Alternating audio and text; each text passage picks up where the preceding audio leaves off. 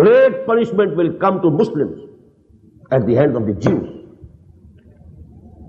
And the worst of it will come to the Arabs. They are the biggest criminals on the surface of the earth regarding Islam. Because in their language, Quran is still present.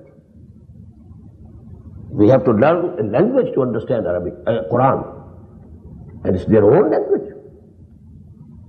Muhammad belonged to them, sallallahu alayhi wa sallam. This we shall discuss fully in Surah Al-Jumu'ah. That's the next lesson. هُوَ الَّذِي بَعَثَ فِي الْأُمِّيِّينَ رَسُولًا مِّنْهُمْ يَتْلُو عَلَيْهِمْ آيَاتِهِ. And then they have turned away from Quran. Even after getting independence, one after the other countries. In no country Islam was promulgated or enforced. None of them. So they are the biggest criminals. Although number 2 criminals are we Pakistanis. We established a country in the name of Islam. And even, after nearly half a century, no trace of Islam there. Rather receding, going to the background, fading in the background, day by day.